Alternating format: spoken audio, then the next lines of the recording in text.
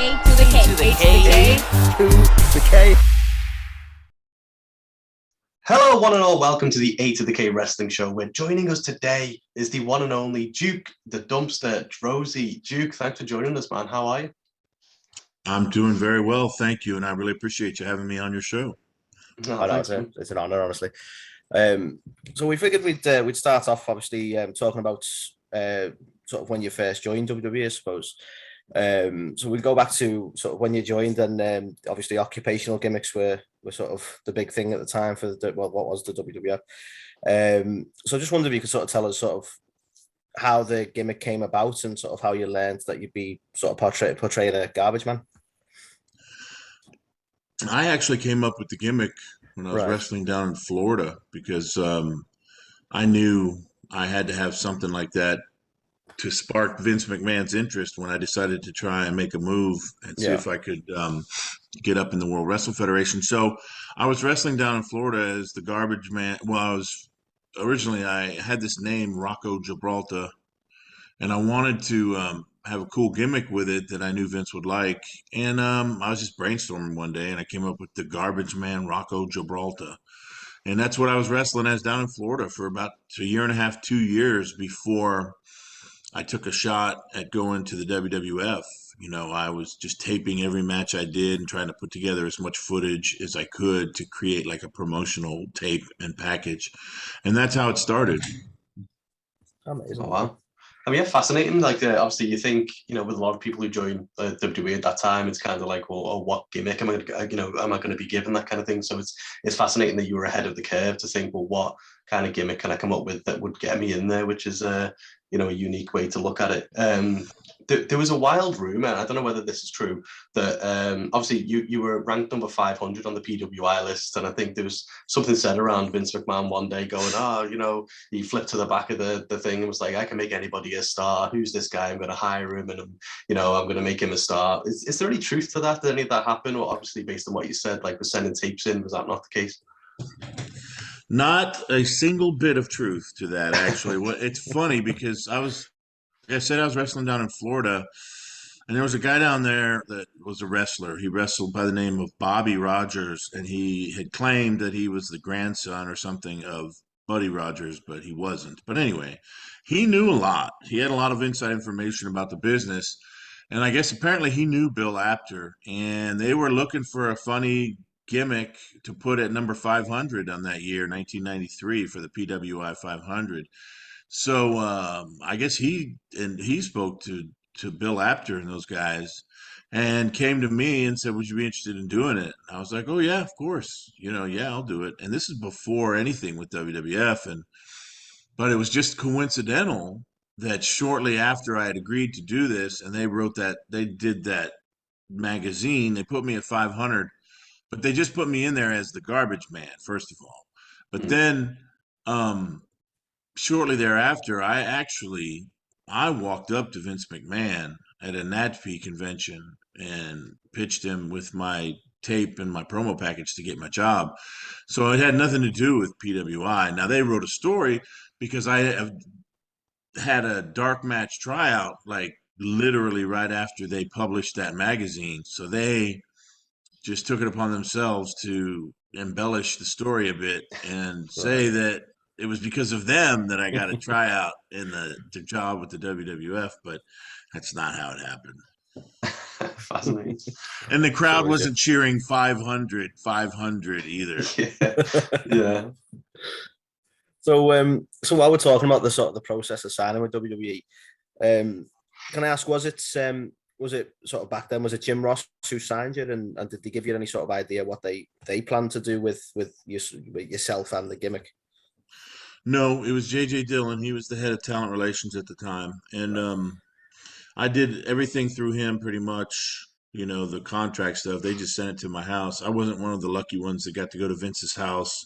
I wasn't important enough, but I dealt with JJ, and yeah, that was kind of the go-to guy for talent relations. Jim Ross was not, I think he was already coming into the company, but he wasn't in the capacity of talent relations or anything like that quite yet. Fascinating. Obviously, you know, when I was growing up watching the business, I was a big fan of like Mr. Perfect, and I remember when he joined, there was all these kind of vignettes and stuff of him doing all this these kind of crazy things, like athletic things and stuff.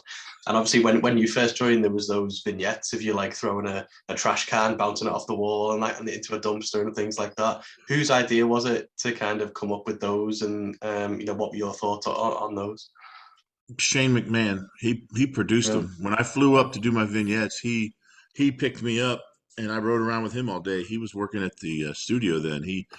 At that point, I think Shane was working at all the different aspects of the company one by one, you know, just kind of to learn every part of the business.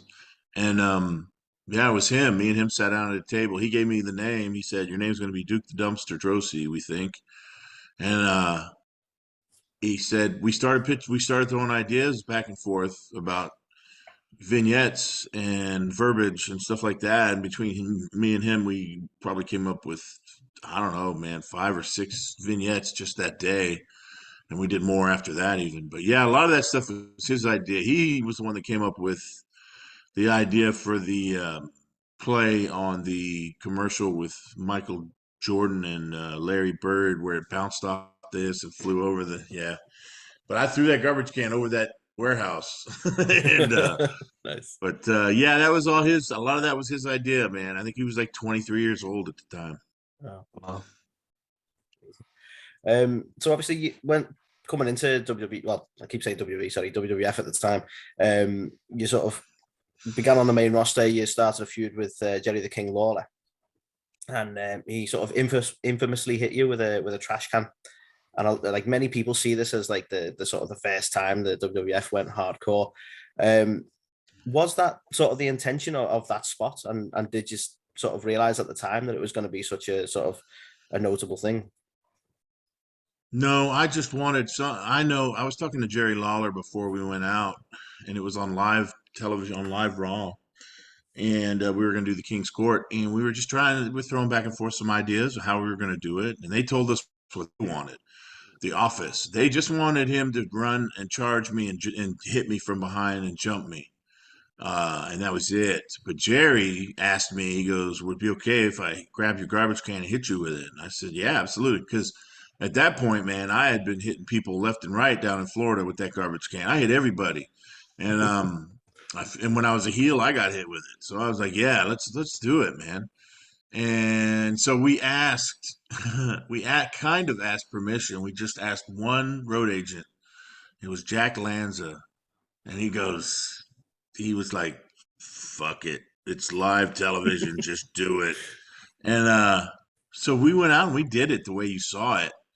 And when we got back in the back, they freaked out. They were like, What did you do that for? How come you did it?" They were upset because their product was supposed to be geared towards kids and just being family entertainment, the original PG era, of course. So we kind of got in trouble for that. And I think that hindered me a bit, you know, coming out of the gates like that, doing something really without asking permission so much. And yeah, we got a lot of heat for that. And then he had to apologize on TV the next week, and it was really stupid. And that just really killed the whole angle. And we ended up not even getting a pay-per-view match out of it. We just ended on Monday Night Raw with Doink and Dink getting involved, and that was the end of it.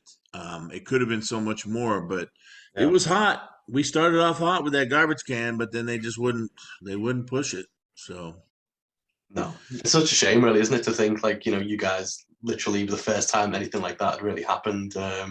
You know, and yeah, it's a shame you couldn't build off the back of that. And you know, as they realized later, that probably would have been a good idea to do.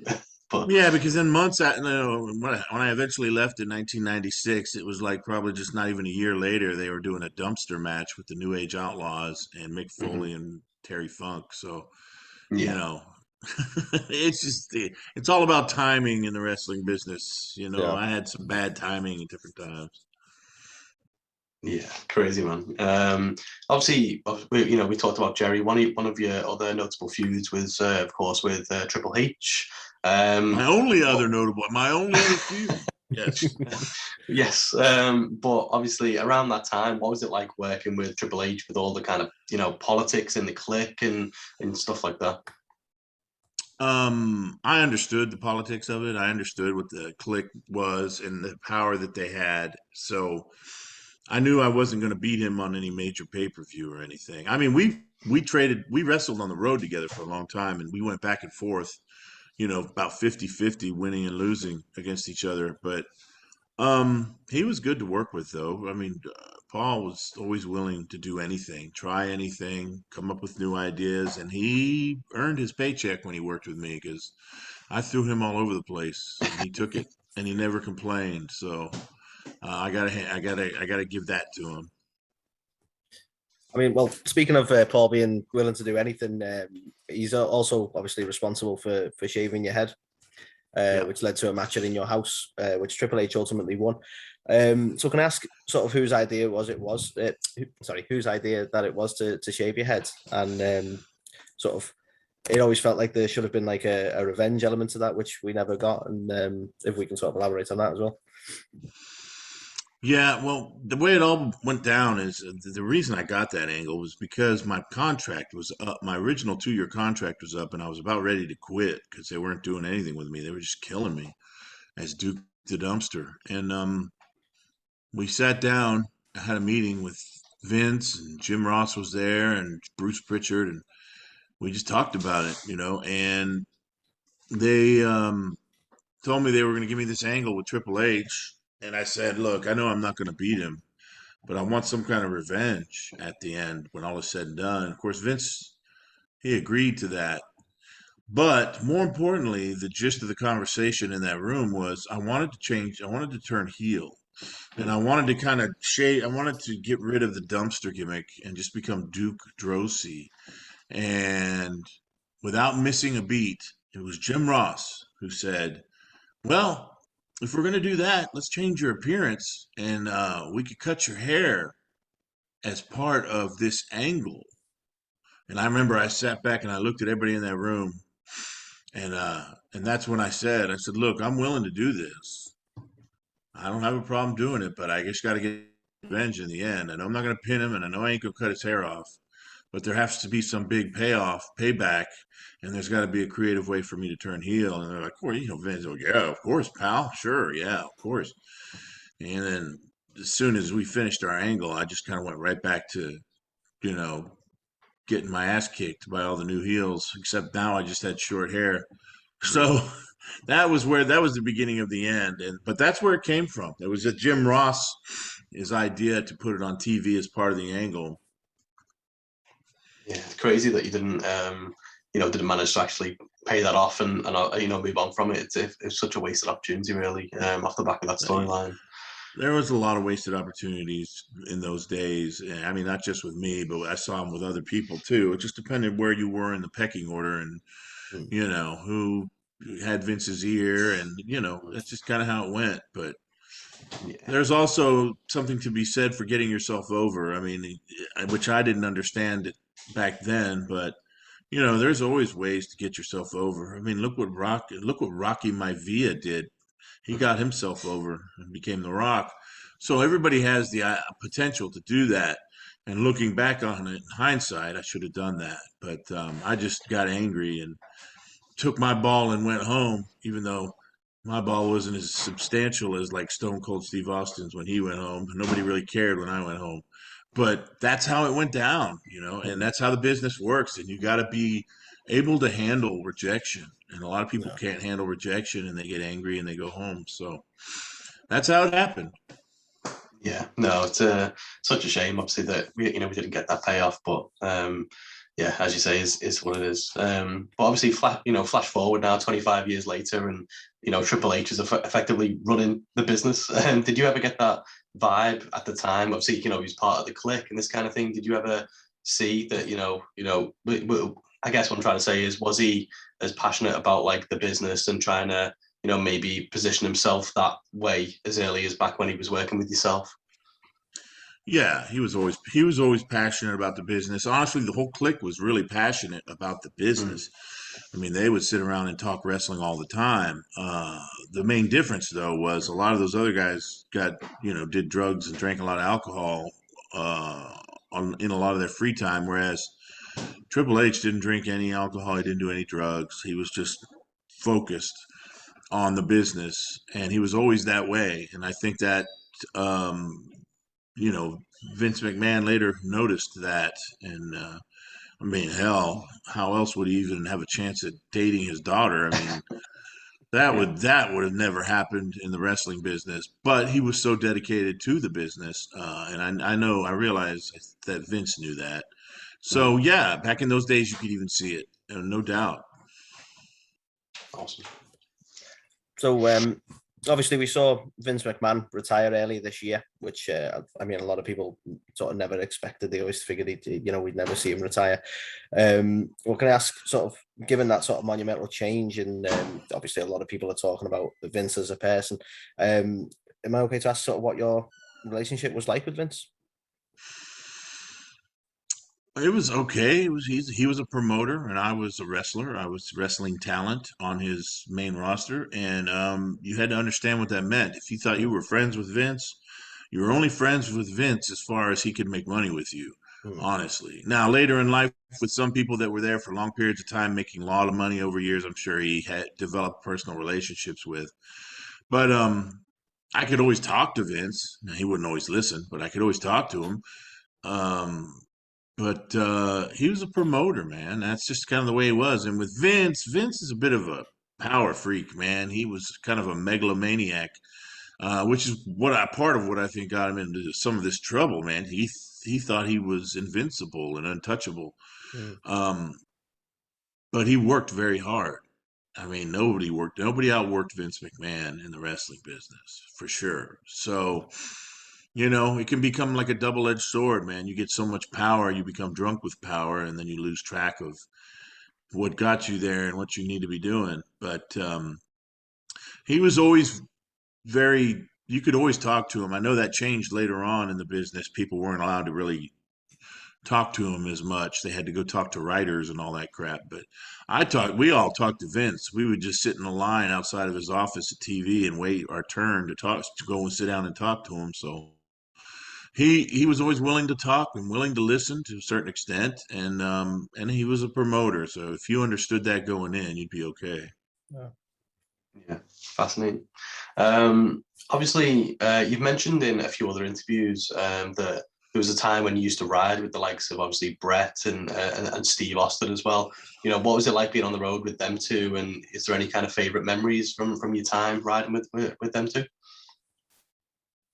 Riding with Austin was always fun. It was always fun. He's funny as hell, man. And we always had fun. Neither one of us was making much money at that. Most people there weren't really making a whole lot of money. And so it was hard to be excited about going to work some days, but we still made it fun and goofed around and had a good time. Bret was an interesting character. He was a lot more quiet and reserved. And I always went out of my way to try and make him laugh, goof off in front of him, because if I could make him laugh, I figured it to be a victory. Same with the Undertaker back in those days. If I could make the Undertaker laugh, man, I was on top of the world, because those were people you just couldn't make laugh. They were so serious. They, as far as being about the business and everything, they tried to present themselves as being so serious, but I would always find ways to goof around. But it was great. It was fun riding with Steve. It was fun riding with Bret. The best thing about riding with Bret is I could always be late because he was the champion and I never got in trouble. If I wasn't with Bret and I showed up late as we showed up, sometimes I would be dead trouble. But it was fun. It was interesting, and it was definitely an experience. Awesome. So your match before your release was a loss against TL Hopper, who had obviously a similar tradesman gimmick. So I just wondered, was it sort of a deliberate decision to sort of have that match be against a sort of a mirrored gimmick, if you will?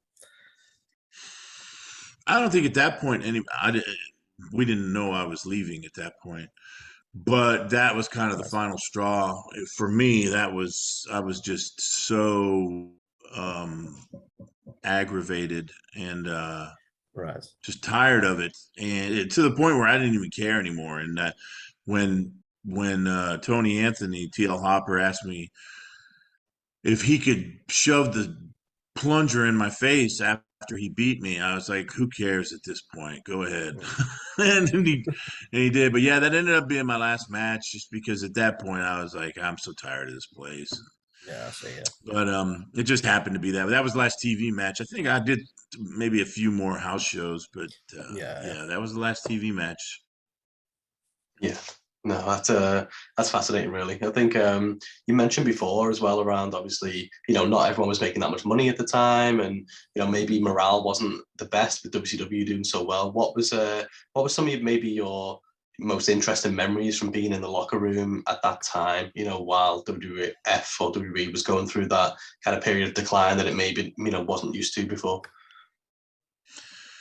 Well, I mean, like I said, everybody tried to make it fun. We tried to always have fun and get along and try to make each other laugh. But at the same time, everybody was always really tired and exhausted. Um, you feel the effects of the road a whole lot more when you're not making a whole lot of money. And it was exhausting, man. We would wrestle, I don't even know how many days straight, and then go home for 2 or 3 days and go back out for 3 weeks or 2 months. And it was just a crazy schedule, and we tried to make the best of it. That's all we could do. But we definitely tried to, even though some guys you liked or didn't like, we all tried to get along and support each other and put on the best show possible to try and kind of bring people back to watching wrestling, so we could all eventually make more money. I just happened to miss it by about a year because I left about a year before the Attitude Era took off. So Timing, as you said, timing is everything in the business. Timing is everything. Yeah. can I ask, is it true that you requested your release in order to go to law school? Is there sort of truth to that sort of career, that sort of career No, change? no. I did not request my release to go to law school. I remember there was a period of time where I actually was reading the LSAT uh, study guide to study for the law school entrance exam because I was thinking about going to law school maybe someday. But I made the mistake of sitting there because there's a lot of downtime in the locker room at TVs, and I just made the mistake of pulling it out and reading it in the locker room. And somebody asked me a question about it, and I said, "Oh yeah, maybe in a couple of years I'll go to law school or something." Right. They ran back to the office and stooged me off, and Shane McMahon came running up. He goes, "What are you talking about leaving? You're getting." I was like, "I'm not leaving. I've been studying this book. That's all. I'm not going anywhere." I said, "Don't believe everything you hear." But I think that's probably one of the last things that Jim Ross remembered about me. I know he brought it up in an interview, but no, I wasn't. I did not ask for my release to go to law school. Not at all. And I never even asked. Well, I did at one point. What happened it was getting so bad that I would have these meetings with Vince, and he would be standing there talking to me with Jerry Briscoe next to him. And I would tell Vince, go look, if you're not going to use me any better than this, just send me home, which is probably the dumbest thing you could say to Vince McMahon. But, he went with it. He rolled with it. He bared with me. And I think what ended up happening is they finally got sick of me complaining. And he told one day Jerry Briscoe came up at a TV and said, Vince said you can go on home. And at that point, I said, I expect a full release because I just started a new 1 year rollover. And he just kind of started stuttering. He didn't even know what to say. But then I went home and I sat there, and JJ Dillon called me. And I said, look, I don't care about a release. I mean, I'm not going anywhere else. I'm just going to take some time off. I had like 8 months left on my contract. So I just hung around down in Miami for a while and was up to no good. And that was kind of the end. But that's how it happened. It was kind of a two-way thing. I was ready to Yeah. leave, and then they just expedited my decision for me. when they got sick of hearing me complain. Oh, that's yeah, that's really interesting. I didn't really, you kind of hear these stories around, like as we brought up then around, or you wanted to go to law school and stuff. So it's nice to finally have the record kind of straight on that. Is there ever was there never like a time where you thought, obviously in the Attitude Era, or even with like the rise of WCW, like did you ever try and come back to the business at that point to get back into it, or? Yeah, I went back at one point. I called Bruce, and actually Jim Ross called me and said they had an idea for me, but he wouldn't tell me what it was because he needed to ask the other wrestlers involved in the angle or in the gimmick or something. And all he said was, "I need you to get as big as possible." He was like, "I'm not telling you to do steroids," but that's basically what he was telling me. But he said, "Get as big as possible." But the problem with me at that time was I was on drugs, other drugs, drinking alcohol, doing drugs, and I was pretty big and pretty muscular, but I was really in no condition to work on the road or anything. And they made me try out again. They ended up bringing me in and making me try out again, which was, like the ultimate insult. But it didn't work out because I also had a tryout for WCW about a week, somewhere within a week or two of that tryout. So neither one of them called me because I think I pissed them both off by doing both tryouts. It's funny when those tryouts, I set up both tryouts, and I asked two people for advice, Bret Hart and Steve Austin. And Bret Hart said, he said, "I do them both." He goes, "That's the professional thing, do them both." And Steve Austin said, "You better pick or choose who you want to be with and who you like, because these are very vindictive people." He said, "You need to choose one and do that one, because if you do both, they're going to be pissed off." And I listened to the wrong guy. So I went and did both, and that's exactly what happened, what Austin said. And neither one of them ended up calling. So Like I frustrating. said, I Did was you going off the deep end, man. So I was Mhm. I was really not. I was unemployable really at the time. Did you ever find out what that gimmick, or like what they may have brought you in for, or did you just never find that out? No, no, but it was right around the time of Kane. But I Mm, don't know. That was probably, I think that was the gimmick, the next big gimmick that I saw come out. But it could have been anything. Who knows? yeah. Well, Yeah. We obviously we did see you reappear for WWE at WrestleMania 17, in the what was called I believe the Gimmick Battle Royal. So how was it sort of seeing everyone again, or the people, certainly people you knew again, and sort of how was the sort of environment at that point, at that return? It was interesting, man. It was a different place. Everybody was making more money and more famous, Mm, and that changes a lot of people. And yeah. also, though, moreover than that was, I was, like I said, I was still messed up. I was living down in Miami, all messed up on drugs, and so when I went up there, I had no business. I was in no condition to work, but it was easy because all I had to do was walk around and punch and kick for a few minutes and then get clotheslined out by Doink the Clown. So it wasn't difficult. But I was embarrassed by my state at that point, and didn't really run around and talk to a lot of people. I kind of kept to myself. I talked to Austin and some of those guys that I had worked with, but just briefly. And then I pretty much just stayed in the locker room and, didn't come out very much until it was time to wrestle. So that was kind of, but it was still a great experience. Walking out there, man, in front of that sold out Astrodome was insane. 65,000 people. Oh, yeah, I can I imagine. never saw a crowd like that. So it was great to meet Bobby the Brain Heenan and Gene Okerlund as well. yeah. Well, I mean, so had you never obviously met them because they were in WCW at the time? Right. How did they kind of receive you? It was like I knew them. It was like we were best friends for years. They just Wow. sat down and started talking to me like they knew me. They were very nice. They weren't standoffish. There was no ego there. They were just happy to be there too. And we rode back to the hotel on the bus together from the building. So it was just a great conversation. Both of them were great dudes. And, I got to see Gene a few more times much later on, right before he passed away. We did some conventions and meet and greets together, and it was great to see him and talk to him again.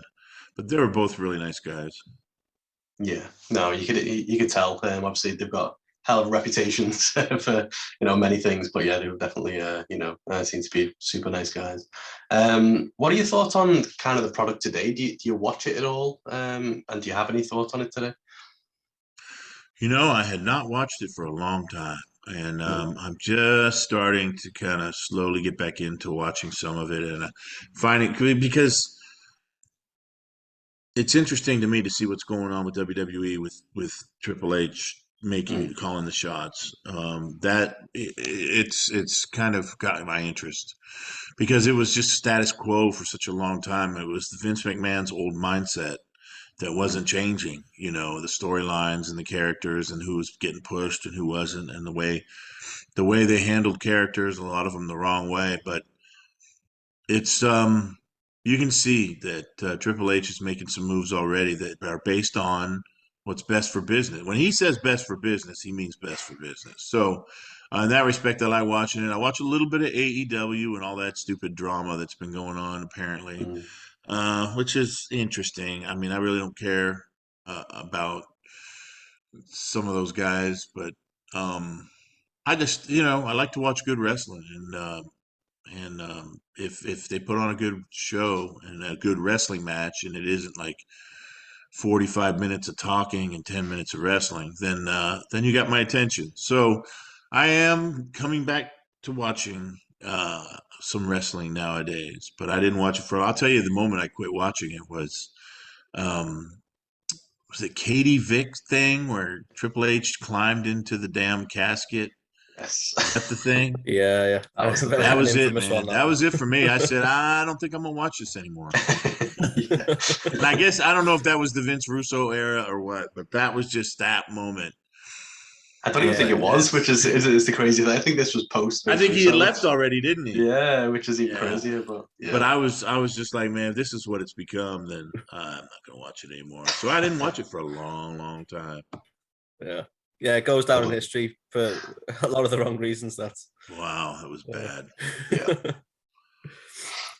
So one of the after wrestling, one of the things you moved into was working with special needs children, which is obviously an amazing thing. I just wondered sort of if you could sort of tell us how you decided to get into that. Well, interestingly, when I was growing up, I had learning disabilities. I had difficulty learning. I had severe, what they call ADHD. I had severe ADHD back in the 70s and 80s.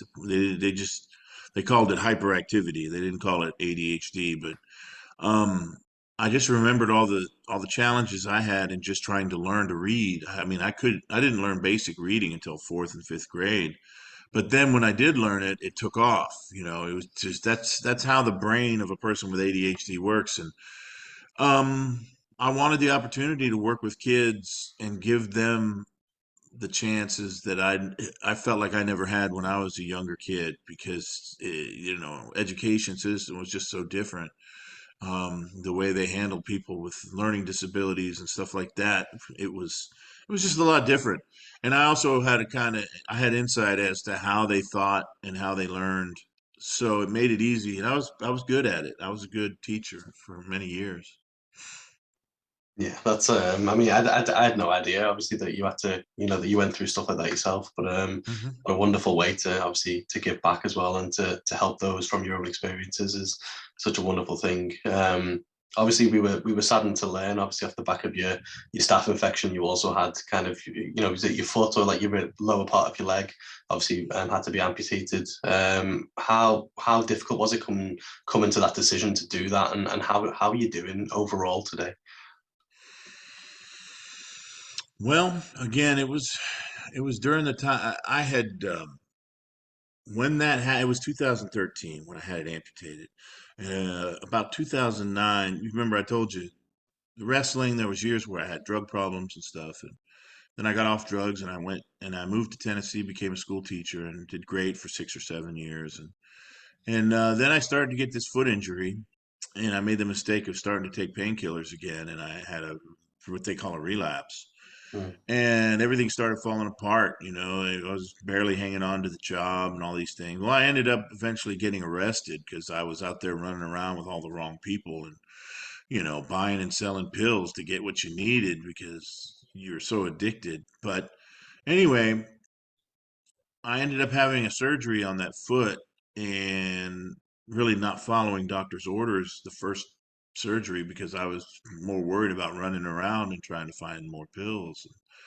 So it fell apart and it was full of metal and stuff. And it fell apart. And about almost 2 years later, I kind of hobbled around on it for 2 years, like Marty Jannetty. I don't know if you ever saw his ankle, but mine was a lot like his. It was just turned to the side like that. It was gnarled. But I had a second surgery, and after the second surgery, unbeknownst to me, I got a staph infection deep inside, and that just kind of ruined everything. Now, when the decision was made, I had to go back to the hospital, and they put me on. Yeah, I was in there on antibiotics for like 2 weeks, and he just kind of gave me the options. He told me he could clean it up the best he could and fuse it together, and I wouldn't have any real mobility, but I would still be in pain probably.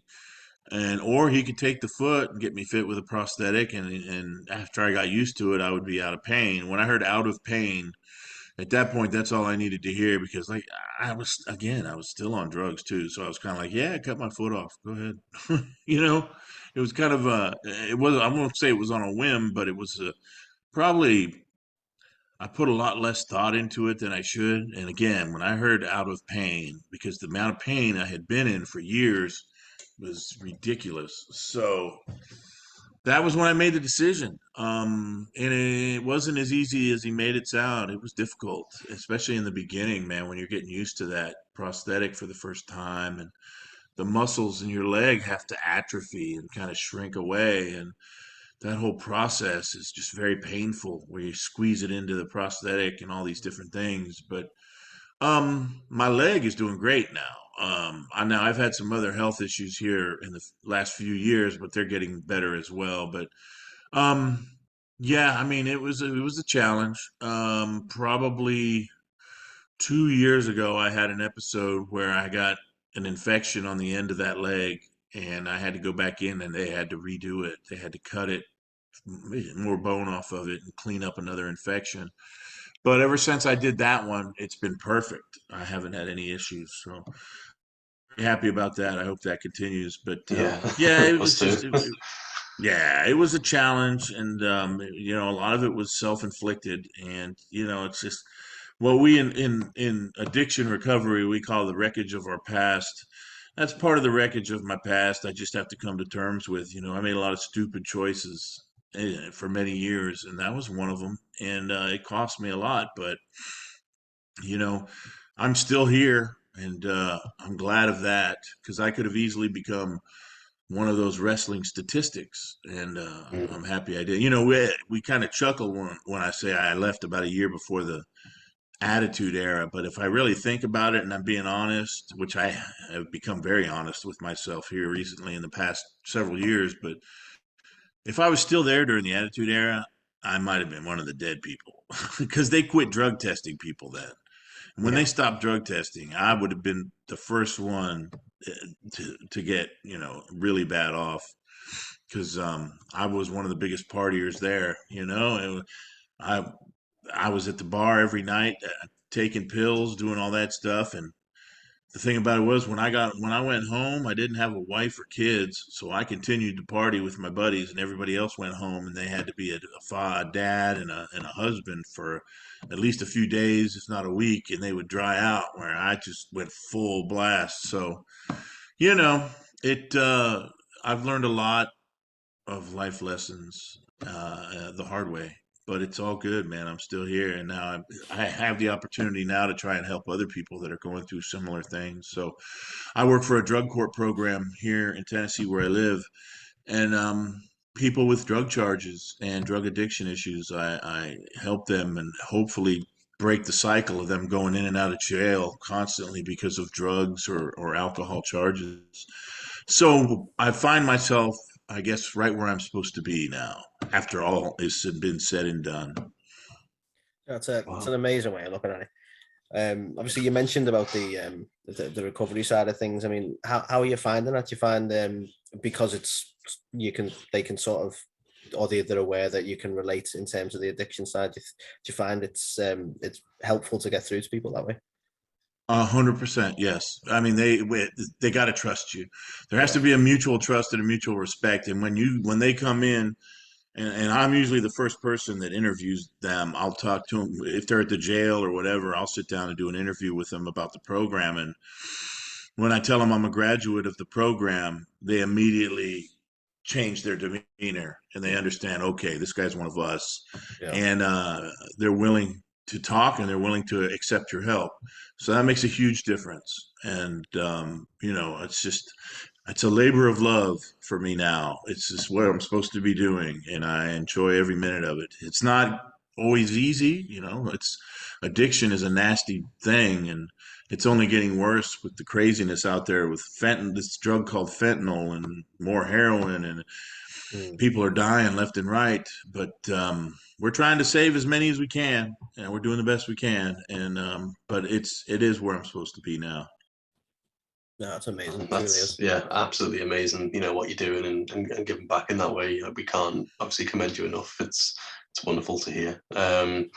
Obviously, you may have been able to tell from our accents we're from the UK. Just quickly, we wanted to know. I thought you were from New Jersey. Easy mistake to make. For some reason, we're quite popular in New Jersey. Maybe that's because of the accent. It's obviously, I'm assuming you've been over here with the WWF in the past. Have you got any kind of fond memories of your time over here in the UK? Yeah. Drinking in a real Irish pub in Ireland. That was one. The other one was London, the Royal Albert Hall. Man, that was an amazing place to wrestle. And the people of England were just, the people of Great Britain, generally speaking, were just always great fans, man. It was always fun to go there. But even during the down years here in America, man, over there in England and in Germany, you guys had the greatest fans. We always looked forward to going overseas. So, yeah, those were great times. That's good to know. I mean, there's so much. I think because the exposure for us is we get to see it on TV a lot, but like to see them live is a lot rare, a lot more rare, should I say? So it's I think the reaction is always electric, or the atmosphere as an audience member is always electric. It's brilliant. It was definitely electric. You got that right. So is it true that you still do conventions? And if so, is that something we might get the opportunity to see you over in this side of the pond again? Yes, I do conventions, and yes, I would love to come overseas. I am currently working on what I have to do, whatever it's going to take for me to get a passport and come over there, because part of all the craziness I went through when I got arrested, I got 2 felonies on my record. So as part of that, it's a little bit different to be able to travel out of the country. It's still not, it's not difficult, and I'm completely finished with all of my requirement. I was done with everything, my sentence and all, a while ago, but it just takes a little bit of extra effort to get a passport and be able to travel out of the country. I mean, some countries won't let you come in if you're a felon, and some will. But yes, I'm working on it. That was a long answer. It only took a short answer, but I really do want to come over there and do some conventions, because I've had a lot of people ask, a lot of promoters, and a lot of interest. So yes, hopefully very soon, within the very near future. Awesome. A lot of fans as well will definitely want to see you over here, that's for sure. Right on. Probably one of the kind of last questions from us. Were you aware of Danny DeVito's portrayal as a trash man on Always Sunny in Philadelphia? And if you did see it, just wonder what your reaction was to that. I've just seen the clip from YouTube and on TikTok and all that stuff. People play it all the time, and I love it. I think it's hilarious. I mean, every time somebody shows it somewhere, it comes back to me a million times over, with everybody tagging me and showing me. Yeah, that was interesting. That was interesting. It just so happened they decided to make him. I wonder if whoever came up with that idea in the writing room knew of Duke the Dumpster, or they just came up with that character on a whim for a professional wrestler. But yeah, it was funny. He must have known. So just before we let you go, I suppose lastly, we'd just like to ask if you could let our listeners or followers know where they can sort of keep in touch with yourself and what you're doing, or even in terms of how they can get access to merch and that sort of thing? Yeah, a lot of what I do, I'm doing stuff on social media. I do a couple of podcasts. Right now, I'm doing two, soon to be three different podcasts. The one is a recovery podcast I do on Friday nights at 8 p.m. Eastern time here in the United States. It's just simply called the Recovery Podcast, and we talk to people in recovery from drug addiction and substance abuse, and we just have discussions, and it's always a great conversation.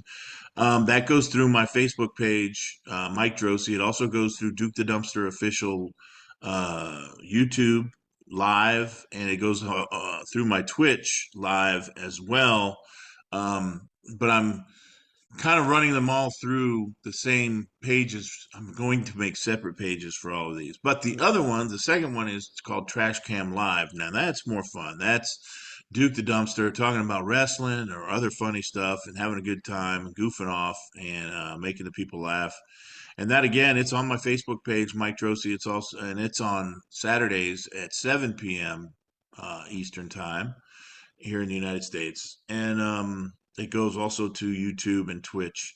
But a new one I'm getting ready to come up with is going to be with my brother John Droese, who's a technical genius when it comes to producing music and videos, and we are going to kind of create a podcast. It's still in the very early stages of planning, but we're thinking of calling it the Droese Brothers Podcast, and it's just going to be, kind of how to set up um, and improve on your life and try to start really reaching. If you have dreams and goals, how to really kind of step by step go about attaining those, working towards those goals and attaining them, and adding into the mix, though, of course, the current state of things with social media. My brother's got whiz, like I said. So adding in all the things that people need to do to try and really get out there using social media and all the other forms of technology.